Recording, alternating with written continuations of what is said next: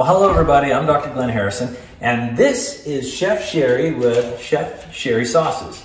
It's the third time I said that. But today what we want to do, we're at Chef Sherri's place, her kitchen. How about you introduce yourself? Okay. Hi, Chef Sherri. Yeah, we're here in my home, and Dr. Harrison and I decided it would be a great thing to get together to help both my customers as well as his clients with feeling more comfortable in the kitchen in general. And so for our first episode, we're going to be talking about knives. It is not as dreary and as bland as you might think, because we're going to be going careful. Yeah. Yeah, we're going to be going over the different types of knives, how to hold knives, how to correctly cut produce, and then see what we can do with what we cut. So join us for these next 20 minutes or so, I guess. Sure. We're going to be on. We'll see. We're winging it. I'm the grasshopper. This is the professional. So as long as we don't have any bleeding here, we'll be okay. Can't guarantee that, because I've seen the state of your knives. So we're going to talk about that. We're going to get these fixed too. So, all right. First thing, if you're going to have any knife, if you're going to invest in any kind of knife, the first one I would recommend you get is a really great quality chef's knife. Chef's knives come in different lengths. This one I think is an 8-inch one. They also go in a 10-inch. I would recommend going to a store if at all possible, because you want to make sure that it fits well within your grip. Because obviously we've got different size hands. They make different size grips. So if we take a look at what Dr. Harrison has, his is bigger than mine. It's a bit bulkier for the handle itself. So maybe let's just take a step back. Why are knives so important? I was laughing about this, and I said a chef's knives are like a mechanic's tools. You know, it is sacred. But why are they so important? So if you have poor quality knives, it not only does it make your job in the kitchen more difficult, it makes you not want to cook. Like if there's anything in life that you have to do and it's hard for you, you're less likely to do it. Having good quality knives, investing in the quality of the knife, is going to make you more likely to actually want to put in the effort to put together a meal. And since you and I both are all about how can we help people be healthier in general, anything we can do to take that obstacle out of your way is absolutely important. That makes sense. Okay. Perfect. Great. So can you tell me what this knife is called? No, it looks sharp. Can you find yours? I don't know. Is this supposed to be the equivalent? It's kind of the equivalent. Yours is really long. This is called a utility knife. Bigger isn't better. Bigger is not better. And we'll actually get to that with the paring knife as well. Okay. So, utility knife? Yeah. So your chef's knife is considered the all-around. This is your all-around workhorse of a knife. If you're going to have one great knife, you want it to be the utility knife, because you can use it for anything from cutting large pieces of meats to dicing up herbs. Now there are other knives which we're going to go through that are actually used for those specific tasks. Okay. But if you're going to have one knife, make it a good utility knife. Next up is, good chef's knife, not the utility knife. Next up is the utility knife. This is for all kind of medium-sized tasks that don't require a lot of effort, that are on the smaller side of produce or proteins and things like that. Now you can have a basic one like this that's very rigid, or you can have one like this that's actually quite flexible. This is actually called a fillet knife, so make sure you check them out if you're just looking at them. This is good for obviously like filleting seafood. Okay. Next up, this little guy. This one. Do you know what he's called? No. This is a paring knife. Oh, okay. This is a paring knife. This is great for the small tasks. If you want to peel an apple, if you want to cut off the middle of strawberries, anything that's a smaller, more delicate work, that's what you use your paring knife for. Okay. All right, last one. You've got such a tiny guy. This is called a santoku knife. Okay, look at that. Okay. What? A Sentoku. Sentoku. Okay. Sentoku. And this is used for chopping. So when you look at your knives to figure out what they're good for, if you've got a curved knife like this, this is for it to be used in a rocking motion, and we'll get to that. This straight knife for chopping. Okay. All right, so next up, the importance of having a sharp knife. And we were joking about this, but it's true. You are more likely to hurt yourself with a dull knife than a sharp knife. So taking care of your knives is truly one of the most important things you can do for them. After you finish washing or using them, get over there, wash them off, and let them dry, because when you invest in good quality knives, they're made with quality steel that can rust if you don't take the right care of it. Now, there is such a thing as this device. It's called a honing steel. This does not sharpen a knife. A lot of people think that these will sharpen a knife. They don't. You can use them both in an upwards fashion or downwards. My preference is downwards, just because I'm less likely to cut myself, right? Because I'm cutting away from it. What this does is it helps straighten a blade. So if it's got little waves in it from cutting, that's what that will do. To sharpen it, you have to either have a hand tool or a machine. So I have a machine, and I'll just pull mine out. I have this guy, he's got 3 different slots in it. So first grade is for a really rough cut, this is a medium cut, and then this is a fine cut. So if you use your knives a lot, I put mine through the fine probably twice a week, I'd say. It's almost like a maintenance. It is. It helps. Versus a complete rebuild. This is the rebuild. I do this guy probably every 2 to 3 months. I'll go through the whole cycle. About every 6 weeks or so, I'll do a level 2 and a level 1. And then, like I said, once or twice a week, I will get into just this general one. So I definitely can appreciate the science in knives. When we talk, we'll do this, we'll talk about knives. I'm like, really? Knives? Why knives? Now I know knives. Yes. I know I understand, but I can also see the importance, like you said, not only injury, but efficiency, I don't know, just another pain point. It is, and when I have gone over to people's homes to give them cooking lessons and so forth, and I've brought my knives, but I try to use their knives first. Oh my God, there's no way I'd cook if I'd had some of those knives, because you're trying to get through a tomato and you just can't do it. And full disclosure, Dr. Harrison has not sharpened his knives, and he's told me that he does not have good knives. And so we're going to put that to the test here live on the camera. Yeah. So let's start with the tomato. Okay. All right. Perfect. So I want you to show me how you would cut this tomato. Oh, this on the spot. Well, since now I know a couple things about knives, maybe I'll use this one. I don't think I can go wrong. Is this the one you would use? Sure. Okay, so this is a test. I don't know how I would want to cut it. Maybe I would cut it this way. Okay. Well, that wasn't too bad. Yeah, that's how I would cut the tomato. So before we go through the tomato, what did I do wrong? You didn't do anything wrong. But what I want you to do is now try the rest of the tomato with my knife and see if you can feel a difference. Okay. It's heavier. Oh yeah, it's like butter now. Yeah. Okay. Drastically different. Okay.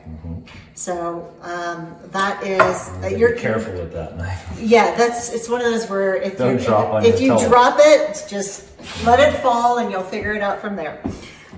So to cut a tomato, we're going to go we'll do a bit of a small dice. So one of the nice things that you should do when you're dealing with a rounded vegetable is give yourself a little bit of a flat surface. So I'm just going to leave the core there for now. I'll take care of it later. But just cut off a little slice on the bottom so that now it lies flat. You do it with onions, whatever it is that you're cutting. But this way you don't risk it rolling away from you as you get into it. Next up, when you go to cut, you want to make sure that you protect your fingers. So if you hold it like this, if your knife slips, you're coming right down here on the top of your fingertips, right? So you want to perfect, and I will tell everybody, it does feel awkward at first, but it's called the claw. And it's not Jim Carrey's The Claw from his movie, it is the cooking claw. And basically you put your fingers down like this, and then you use the edge of your fingers as the guide from where you're going to cut. So I've got my claw, and you just slice it down like this. And you just move your fingers back as you cut. And so you don't have to worry about anything rolling, right? It's an unnatural position to move your fingertips in. Does it take a long time to get used to that? I would say give yourself a few months. Oh. Yeah, for sure. Because you also have to figure out, are you more comfortable at a big knuckle bend, slight knuckle bend, and then you'll start to get comfortable to the point where, you're rubbing. Okay, there it is. It's right up against it, correct. Okay. Yep. Then it's like a guide. Correct. Yeah. Okay. So this is, we're gonna finish cutting this up. So I'm gonna show Dr. Harrison how to sharpen a knife. And we were actually just chatting now about how some people sharpen their knives. So again, the honing steel is just for straightening things. If you don't have a mechanical one like this, they sell handheld that you can run it through. But then there are also whetstones, which is what you'll find in a lot of kitchens. And literally it is just it's a stone, and it's got different grades, and you keep it oiled, and then you sharpen your knife by coming across it like this, like very at the right angle. I like the electronic one because it just takes the worry out of it for me. You can see, well, the angle is right. Exactly. It's already angled for me. All I have to do is just pull it slowly. So I'm going to show him how to do this one. Then you can laugh at him trying to do it himself, and then we're going to turn the camera off. And while we finish up the rest of the knives. I know my position in this video. Grasshopper. All right. So make sure you start at the base of the knife, which is right by the bolster, because that's actually where you do a lot of cutting. So come down. We're back, and all knives are sharpened, and I had Dr. Harrison cut the rest of his tomato using the new knife. Thoughts? The knife falls through it now, and we're talking about a tomato here, so I know we have some more ingredients we're going to go through. But yeah, it cuts the job down by a sixth anyway, half. Yeah. So would it make you? Did it give you that idea of, okay, I'd be more likely to do this? Oh, for sure. I think anything with a skin, especially a tomato, if you're sawing, I sawed tomatoes many a times, and those weren't serrated knives. No. And that's painful. Yeah. So no, it's a lot more welcoming. It's faster. I can't imagine. What would the speed difference be if, say, you were at a friend's place, 50%. and you could call out your friends? Yeah, at least 50% sometimes, because I have to, like, literally put a knife on it and hit it to go through an onion, where, as you'll see here now with your new knife, with my knife, when we get to the onion, it's just going to go right through it, versus having to chuck, and then that's right. Just frustrating. Yeah, it's just frustrating. Yeah, we're talking about knives. It seems like such a simple thing. You have knives, and a knife is a knife. Well, apparently knives aren't just knives, and you actually have to upkeep them. But the whole purpose of this is to make things efficient, so people are willing to do it. It's not a pain point. Correct. Yeah. Again, this is all about making cooking easy and fun and accessible, so that it's something that you want to do. It's something you look forward to doing. It's not something that you're like, I just don't feel like it tonight. I'll dial the 1-800 pizza number, right? I can throw this together quickly. So. That's right. And like I asked you at the start, I said, what is the most important thing in the kitchen? It's the knives. There wasn't even a hesitation. Yeah. Nothing. So that's what we're talking about. All right. Onion time. Okay. I'm going to let you do this one. I may or may not pull up this guy, but here's what we do. This is called the root end, right? Where you've got, because it's literally the root as it grew in the ground. If you're going to dice an onion, you don't want to cut off the root end. But what I'm going to have you do is you're going to cut it in half lengthwise like this. Okay. You cringing yet? Nope. Oh, I didn't even have to saw. Okay, so you can see that little root. All right, so now let's take off the rest of the outer peel, right? Once you cut into it, it makes it easier. So now you can trim off this little edge. Use yours. No, we're going to do yours too. Okay. Oh, you don't get out of this. This one? This edge? Yes. Okay. Yeah. Now, I would probably take off a little more. Actually, no, it's good. It's fine. I'm just got a little bit hanging on there, but that'll work fine. Again, with cutting, hold your knife for me. Get ready to cut. Okay. So, show them how you're holding your knife. That's wrong. Okay. That's wrong. Okay. Because if you go like this, you're controlling the bolster. You're not controlling. I mean, you're controlling the handle. You're not controlling the blade. Okay. So you want to actually pinch right by the bolster. So you hold it like this. Oh, wow. Got that? And then wrap your fingers. Oh. This is how you do it. This is another thing that's going to take a little bit to get used to, but once you get used to it, Yeah, you're like, man, this is so much better. You would always be scared to touch the blade. That's a scary spot. Nope, right? not the scariest. The underside of the blade, yes. Top of the blade, no. Okay. So this is how you hold it. All right. So to dice, let me move my tomatoes out a little bit here. To dice an onion, you're going to want to make 3 cuts. Okay. You can almost do the first 2 in either order. But the way that I like to do it is you're going to take your onion and you're going to make 3 cuts this way. So it's going to be like a third of the way and a third away and then up top here. Okay. So I'll show you. Oh, should also mention the important thing to do when you're cutting is so many people have their stuff so far away, right? You're out here reaching, trying to bring it in as close as you can. Now, ideally you want to cut parallel to the body. I like to actually angle myself. I just find it more comfortable to cut like this versus straight on. Mm-hmm. So to get into this position, you're going to hold it flat hand, nice and tight, and you're going to cut just until you get to that root, which is why we're not going to cut the root off. And if you lose some parts of the onion along the way, that's all right. You know, you can pick those up with a future dice. So there goes 1 cut. And this onion's kind of small, so I may just do 2 cuts. I've honestly never cut an onion like that in my life. Yeah. Didn't even know it was a thing. That's what this is all about. That's what it's all about. So Yeah, you can do something wrong for a long, long time. Grasshopper learns new tricks. Grass every day. So now you're going to come through and you're going to do vertical cuts. You're not going to necessarily follow the lines that grow into an onion organically, but you want to make them about the same size, right? And you don't want to cut all the way through. That's the whole thing. So just cut up to like that top area, like this. So like this. And again, you're going to have your claw, right? And come in. Again, if you lose some, don't worry about it. You just gave me a look like, please don't look at my hand. Please don't look at kind of. Yours is a little more prettier than mine. That's Mine all right. fell apart a bit. No, that's all right. Keep it up there. Okay. All right. So, last thing, same grip it, turn it, and then now you're going to go across like this. So again, watch that claw. Make sure you protect your fingers. And we're going to do again a small dice. So somewhere around 1/4 inch in size. And see, you've got these pretty little dice. Yeah, you got it. So try to, instead of try to just push it down and rock through. Hence the sharp knife. So if you've got this big guy and he's in your way, you can just throw him aside. Okay. And we'll catch him He's later. voted off the island. Yeah. All right, next up, let's tackle the avocados. Right.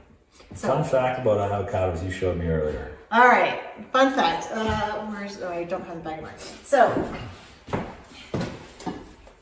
if you buy avocados and you need to use them, but they aren't quite ripe yet, let's say hopefully you've got like 24 hours or so, you can actually put them into a brown paper bag or a paper bag of some sort with a banana, because the chemicals and gases that the banana releases as it ripens also speeds up the ripening of an avocado. So yeah, when I got these yesterday, they were actually a little too firm.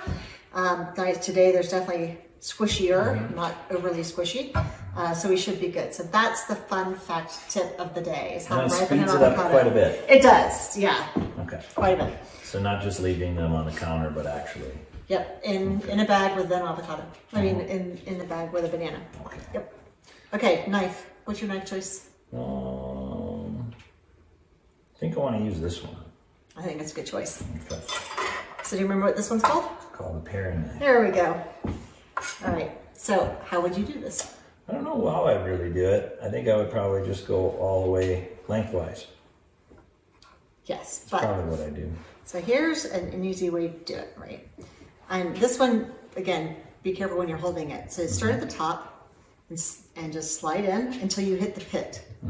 Once you hit the pit, just start rotating the avocado. Okay. Round and around. And then you're going to get that perfectly open avocado. Mm.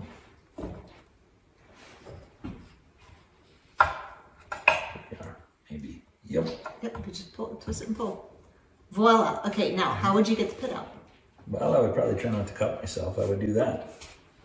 So easy way. don't do that. That makes me nervous. Take a knife, hammer it into the pit, and rotate it. Oh.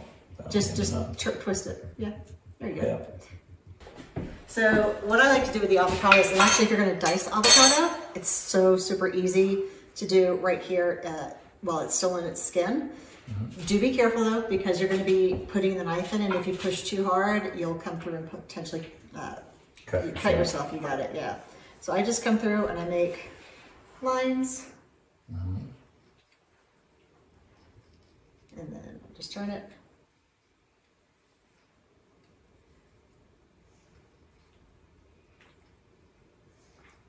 And when it comes out, it's going to be a little thicker in some parts than others. Okay, so do this for me. So instead of holding it like this, hold it to where you're more like this. Yeah. So we're all about keeping the blood. So we're not inviting danger. It's all about keeping the blood under the skin. Please. No gushing. No gushing. All right, did you get yours? Yeah, all right. I'm still done. All right, so let's do the other one. Okay. Also hold it well and get your bolster. Oh. And I will say, this is one of those times where it might be better or okay to, if you don't hold it by the bolster, put your finger along the spine. I saw you doing it. You're breaking your own rules. Yeah. I was watching. Yeah, it's because this, when you're doing the small, delicate work, holding it like this gives you a little more control. But still, you still don't want to do it like this. So bolster or spine. Spine is the flat part of the knife there. All right. So now it's time for the big reveal, which you may have already figured out by now. We're not just cutting for fun.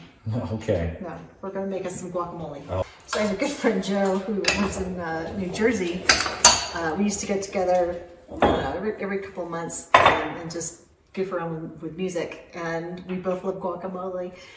So finally one day I'm like, why don't we have a guac pot? So that's how this came to be. Okay. And we're back with my guac pot. And we're ready to go. So what we're going to do first is scoop the guac in. I'm assuming you've made guacamole from scratch before? Yeah. Perfect. So I don't know how good it was. You said that really with hesitation. I don't know how good it was. So easiest way to get it out is just simply take your spoon in. But what I want you to see is we're actually going to mash this up, obviously, but I wanted him to practice dicing because I love throwing diced avocados on top of salads. Or sometimes I'll do like a bacon cheese avocado melted with Swiss toast type thing. And having a diced avocado is awesome. So this is how you would dice. But yeah, we're just going to scoop it all right into our little I don't know, guac dish. I just always call it guac dish. But yeah, if you can add some plant fat to anything you're eating, you'll feel so much more sustained for so much longer. So let's talk about that, Doc, because I completely agree. What is it about adding fat that helps the digestive process slow down? Well, regarding the digestive process, some people that I work with, they can't handle this. They can't handle it. It's impossible. They just can't do it. So, there's a few people out there like that. My clinic, we see pretty tough cases, so, not everything is for everybody. Most people should handle some of it. If you haven't eaten a lot of avocados before, don't jump into it and think, oh, avocados are going to be my friend. There will be problems. So take your time with any kind of fat, because avocado is high in fat. That's all it is. Good fat. Good fat, but it still can be challenging. So, yeah, but it sustains you because plant fat is easier for your body to accept than animal fat, but it does sustain you. It'll sustain you a lot longer. So if you're making a salad and you might have just just vegetables, no other protein sources on it, maybe some vegan source proteins, but it'll keep you going for a while. But if you add avocado, you'll be sustained for much longer because of the fat, high energy content. So love it. Okay, I was monologuing here. All right. Yeah, that's why I'm already done. There it is. Okay. So there is our avocado. Now, what's the trick to prevent that thing from not falling in your avocado? Self-awareness? Yeah, because it falls out. right? Oh, you mean like when you're cutting it and not adding it? Yeah. Just be careful. Okay. Self-awareness. There's no secret. Trick. Just be careful. Just you knew everything. Just don't do it. All right, so we've got that. I'm going to let you mash it. Okay. All right, so the secret to super creamy guac is actually, I don't know how to do that, mayo. But don't get junk craft mayo shit stuff. Just don't do it. So this one from Primal Kitchen. There's probably two or three brands out there that I would trust, but I'm gonna let you read the ingredients because I don't have my glasses on me, so they're somewhere on there. But this is a mayo I would be okay recommending for people. You usually don't go wrong with Primal Kitchen, right? Yeah, they got good stuff. So what do we have? We have avocado oil, organic eggs, organic egg yolks, organic vinegar, sea salt, organic rosemary extract. Wow, yeah, it doesn't get much more simple than that. Right. So you look at these things and you go to the grocery store, you'll never see a line of ingredients that is like one line. You will see 3/4 of the label will be ingredients. So there's a win right there. All right. I didn't even know about that product. Well, now I know. Another thing to learn. All right, so we're gonna just add in about a tablespoon, not a lot, but it helps it get extra creamy. All right, so go ahead and mix that in for us if you would.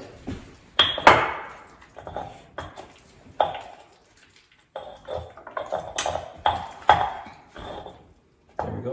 Nice.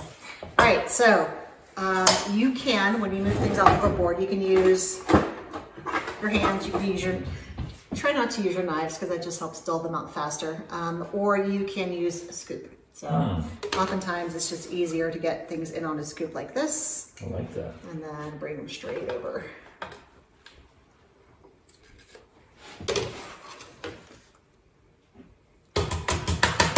You're up. Beautiful. It's like a shop. Yeah, it's a little snow shovel for food. Yeah. All right. So you don't want to dull your knife because you spend half hour. Take out the big pieces. Oh. Remember he got voted off the island? He is off the island. We do not bring him back. Perfect. All right, last thing to cut is the lime. So what would you use for cutting it? Which knife? I'd use a paring knife. I probably would too. So go ahead and grab one. And we're going to use this little device. If you guys don't have one, it's super handy. It is a citrus press. So to do this, you just cut it in half this way. Now watch how you hold it. And if you're not... You make me nervous. You make me nervous. Super easy, right? So you put it flat side down. Oh, really? Yeah. I did not know that. I have one of these at home. Really? And I just do it. It fits better the other way, though. Yeah, but you get more... I understand, but I understand the engineering now. You go down. Does that ever work better? Wow, my life is different now. Worse than you think. It's amazing what guac can teach you. Apparently. It reminds you how little you know. That's the worst thing. I'm going to grab some salt. Wow. Keep going. Okay. I like a lot of lime in my guac. How about you? Yeah, but I probably wasn't getting all the lime out before. It's okay. You're getting it all over my Yeah, I see that. my countertop right now. Yeah, see? There's holes on the bottom and you just... Yep. You've got cleanup up duty. That's all I'm saying. Right, let's give one more lime. This is what happens when I leave you unsupervised. That's right. More cleaning to do. Did not know that was supposed to be. People are gonna be laughing at this. How didn't you know, Dr. No, don't. Yes, this way, right? Okay. There we go. It really is a simple tool. I promise it's a simple tool. I know, but it looks confusing. That's the thing. See? All right. Now, if you will kindly go over to a little food pantry right there. Bottom shelf on the left, right near the front, are our chips. Yeah. You left a big piece of them. Snuck by. All right, I've got to supervise your dicing next time. Another one? Those are special. Those are going on your chest. They survived. They're going on your chest. They survived. All right. So, I'm going to open up. All right. All right, any questions for me about what? how to open a bag? Like this? No. See, even this is difficult here. See? There we go. Any questions for me about knife use, cutting boards, how to dice correctly? I do. This knife. Yeah, I don't understand where you would use this knife. So it is kind of Seems too long. It's, well, yours is. Yeah, but yours is pretty long too. No, it's not too bad. Only about 6 inches. Okay. A utility knife, it's great for kind of the intermediate. So cutting up chicken breast, cutting pork, cutting various vegetables. They call it a utility knife because it really is a utilitarian all-around knife that you can use for a lot of things. Like we could have used this on the limes. What about something like proteins, like animal proteins, meat, steaks, roasts? What would you want to use? The utility knife? It depends on the thickness and the toughness. Okay. So like most, like a steak, I tend to go for this because, and sometimes, and let me say this too, pre-cooked versus post-cooked, right? Because if you cook a pork chop, it's typically fairly tough. And I like to be able to have a little more surface area to work with. So I'll just go in there and cut it with this. This guy though, I use, chicken, vegetables. Sometimes I'll do that with, oh, in fact, I'm so glad you said that because we're not quite ready to try this. So go ahead, ask a question. What's the question? Okay, the other question was these things on a knife. Yes. Now yours has them. That's not a serrated knife. Like the bread knife is considered a serrated blade. But what are these? I automatically think it's so things don't stick to them. That is exactly right. It's like, think of it like a golf ball, right? Think of it like a golf ball. It's got the dimples to help it fly through the air faster. Is that why? And that's what... I'm not a golfer. Oh. That's why? Yes. Okay. That's what the dimples and the golf balls are for, is for aerodynamics. This helps keep wet foods from sticking to your blades. Okay. So potatoes, tomatoes. So like yours had them, or at least the one had them, two of them, but mine didn't. Correct. Yeah, and not all knives do. I could have gotten a chef knife without them. What is it called? I forget. For it? Okay. I forget. Just look for I just call them dimples. Yeah, little dimples. But that's what they're for, is to help keep the food from sticking directly onto your knife. And we do have one more knife we need to go through. Oh yeah, this one. Yeah, yeah. So we've got some cilantro for our guac. Let me give it a quick rinse. Okay. And then we're going to go over how to actually chop this. All right. So cilantro. Why do some people absolutely hate it and some people don't? It's a gene thing. That's what I thought. It's a gene thing. Yep, there is a gene some people have where cilantro tastes like soap. Like asparagus. Well, asparagus makes your pee smell weird. If you have the genetic component, not everybody. Not everybody? Yeah, I must have it. All right, so cilantro.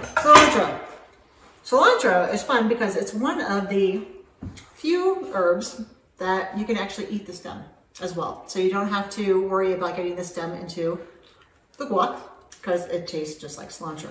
And it's not overly firm. Makes it a lot easier. So I'm going to give you some, and we're going to go through 2 different ways to actually cut up the cilantro. Okay. All right, I'm going to grab some for me too. All right, and we're going to do it. Let's turn into a goop. And then I realized that many people don't have a knife because you're puny little knife. We're going to do... The other one's bigger. I win on this one. You win on that one. So we're going to do it with this first, and then, then I'm also going to show you how to do it with a chef's knife in case you don't have one of these. Okay? So this is all about, you want to get it up into a nice tight bundle. Right? Obviously, if you see any leaves that are brown or discoloring, get rid of those first. So, like, instead of folding it, I'd probably just like give it a quick cut so I can make it smaller. And then what you would do is, again, with your claw, right? You come in here, like that. Yep. Is yours not sharp? Try mine. And just just down, just like that. Exactly. Yeah, yours is sharper. Okay, we'll sharpen yours again before you go. Okay. Got it? Yeah. We're okay. Good. So after you've gone through one pass, you're going to want to go through it again in the other direction. So you can either turn your board or you can turn your little pile of herbs here. I'm going to grab this from you. This one. Okay. So now we're going to do the other side with our chef's knife. Just so you can see the different options. So I'm turning my pile, bringing my pile close to me. Right, and so what you do is you can either rock like this, or you can hold down the tip. And what I like to do is hold down the tip, and then you just move the knife in a diagonal, in a arc. So the goal is always to get your tool to work for you, so you're not cutting fingers or correct, or getting mad, or yep, squirting lime juice all over. Especially if it's a friend's house. I mean, yeah. if you want to do it in your own kitchen, that's one thing. It's the way you should do it, because there's no better place to learn than there. Yeah, so just come through, you go back and forth, and then when you get to the consistency you like, you're done. And that'll cut your time down like a third from the way I was doing it. Yes. And whenever you use a knife, you should never use a lot of pressure. That's a good component, and I didn't realize how much I was using with mine. Yeah. Till they're sharp. Yeah. Yeah. So if it's not cutting easily, fix the knife. Whether it means a new knife, a sharper knife, whatever it might be, fix the knife. Otherwise, you're going to hurt yourself, and you're going to start to hate cooking. So that's true. Cilantro in. Okay. So how much is too much? It depends on the person. If they have the genetic piece.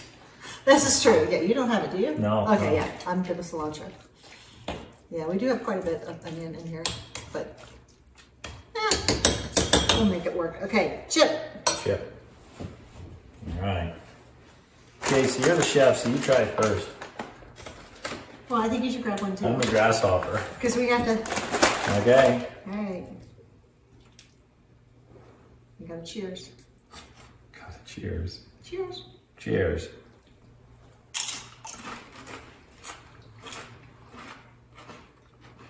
Nailed it. Oh, really good. Especially when you get the lime in there. It's all about the lime. It's all about making sure that the right amount gets in the bowl. You might have some spray over. My monthly lime bill now after that hack is going to be down like a fraction. Yep. So, thanks for our first session. Guac with Doc is what we've just made. Apparently. And yeah, come back. We're going to be doing some more videos about how to use cooking tools and how to keep Dr. Harrison from burning himself, I'm sure. That's right. Somewhere along the way, he's going to reach in to grab something out of the oven without a glove or whatever. It'll be fun. Yeah. Do you want to give a little bit of your contact information? Oh, yeah, sure. So again, Chef Sherri with Chef Sherri Sausage. You can find me Grab one of those bottles. chefsherrisauces.com. What I do is I have put into bottles 6 flavors of sauce to help make your lives easy. I have herb cranberry fig, zesty orange ginger, honey roasted garlic, bourbon barbecue, smoky brisket, and piquant peanuts. And they're all based around health. So you're gonna find lots of organic, non-GMO ingredients. They are all low sugar, low salt. So they're diabetic friendly, they're gluten friendly, meaning that they're gluten free. They're also all either vegan or vegan, meaning vegan plus honey. So I'm all about how can I help you make cooking easier for your life so that you are eating healthy. And it's great for simple meals, or we can go more complex. But either way, I have got you covered. So again, chefsherrisauces.com. You can also find me on Instagram and Facebook at Chef Sherri Sauces. And all of those have contact information too, in case you want to reach out. Yeah, for sure. We'll have the contact information below this video, wherever it's being posted. But I think, you know, when I met you, it wasn't long ago, and I thought the concept was really interesting, because my job is to try to find try to find the underlying causes of chronic illness. And many times there's people that have food problems, right? Allergy sensitivities, or some people have exaggerated allergies and sensitivities where their body is reacting but shouldn't. And one way is not just removing all those foods they're reacting to, but trying to get things working better in the body so they can increase their immune tolerance. And sometimes that makes eating very bland. Right. So when you talked about the sauces, you said you were telling people just try to cook some chicken, and the sauces can take over a lot of that and make food exciting again. And that's why I thought it was really interesting, the product, the concept, and the philosophy. So yeah, it is all about. So many people think that healthy eating is bland or healthy eating is time consuming. I am here to change that perception. I'm here to change that belief, because I can attest that it doesn't have to be. I've got it all covered for you in these sauces, and maybe one of our videos we'll go over putting together a meal, and I'll show you everything you would have had to do if you didn't have the sauce. So all of just everything involved, and we'll get into that another time. Maybe that could be the next one, or the third one. I don't know, something like that. Anyway, thanks for joining us, and I look forward to the next time, and hopefully I get a little bit more grip on my knife. I want some more guac. You? All right, there you go. Thank you.